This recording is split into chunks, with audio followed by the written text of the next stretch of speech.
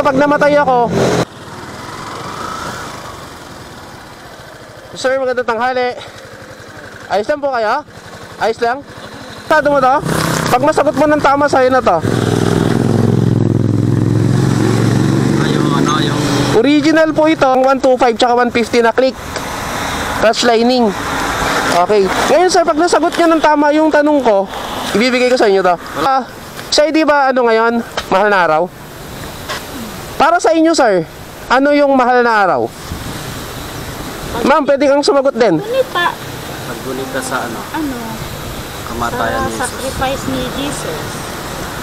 Yun, sige pa po. Actually, malapit na.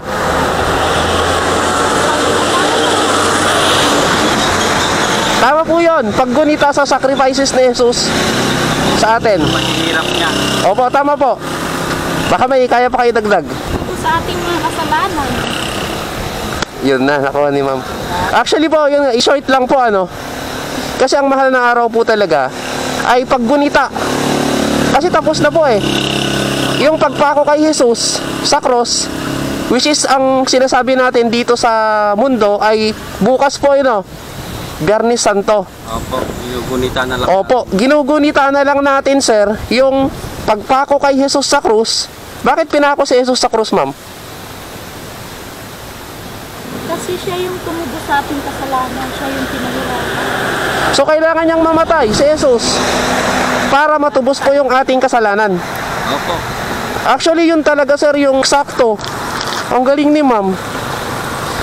Kasi po ano, karamihan po kasi ng tao ngayon, ma'am, sir, pag tinanong mo, bakit ka nandyan sa beach? Bakit ka naliligo sa beach? Bakit ka nagra-ride? Bakit ka nagbabakasyon? Ano sabihin nyo sir? Wala lang po. Holiday kasi. Bawal pa kasi. Lang ganun sa Bawal pa mag-enjoy. Holiday kasi. Walang trabaho. Kaya kami nagpapakasaya. Pero ang totoong spirit ng Holy Week ay para alalahanin natin yung sakripisyong ginawa ni Jesus. Na kung sino man po, ang sabi nga po sa John 3:16 sir, ganun na naman ang pagmamahal ng Diyos sa sanlibutan. Kaya binigay niya yung kanyang bugtong na anak na si Jesus. Para mamatay sir ipanganak siya para mamatay lang. Para kung sino man ang sumampalataya sa kanya ay hindi mapahamak, kundi magkaroon ng buhay na walang hanggan. So yun lang po. Thankful ako dahil nasagot ni ma'am. Kasi sir, sabi ko walang makakasagot. Pero nasagot. Original yan, tatlo po yan. Wala lang siyang spring. Spring. Siguro sir ano na to, mga ilang taon na to. Baka 3 taon na nasa akin. Pwede yung video mo binidyo kita. Pwede ako mag-post binidyo kita. Ay, pwede naman ma'am, pwede. Nagpo-content din kasi ako, pero ano lang, nagsisimula. Kasi ma'am actually, Wala pang earnings, kakaunti. okay lang po yun. Kasi ako totoo lang ma'am, may nakasahod na din pero hindi naman tayo doon sa sinasahod natin. Kasi yan, katulad yan, kung bibiliin mo yan sir, nasa 1,000 mahigit yan. 1,000 mahigit ma'am. Yung video ko na to, kikita ba ako ng 100? Hindi ko alam. Pero bakit? Kung tutusin po yung content na ginagawa ko, walang gumagawa niyan. Ma'am, hindi ko alam kung may mapapanood ka kagaya ng ginawa kong content. Kasi ako ma'am, ang ginagawa ko yung hindi ginagawa. Kaso sir, ang problema naman, yung hindi ginagawa, walang views. Walang kita. Eh kung ang gawin ko, mag-brief ako, maglakad-lakad dyan. Wala nga. Mas lapitan kayo sumasayaw ng ganon. Ganon. Ay, million. O diba sir? Million views, ang laki ng kita. Eh, kumusta naman po yung kaluluwa ko? Makasalanan kasi na kasi mga tao. Minsan sir, sinasabi ko na lang sa sarili ko, ilang pag namatay ako, sumahod ako sa langit. Tsaka alalahanin ng Panginoon yung aking mga mahal sa buhay.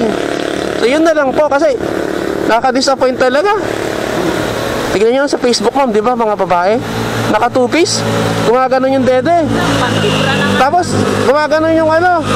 Eh syempre sir, ako din naman, hindi naman ako bakla ano. Pag nakita kong ganun, ginaganon. Eh kung bakla sana ako, ma'am, sabihin ko, yak, kadiri. Hindi, lalaki ako eh. Kaya sinasabi yun sa mga basher, sir. Para kang ano, sabi, para kang perfecto. Ay, sabi ko, hindi, sir. Kasalanan ako, hindi ako perfecto.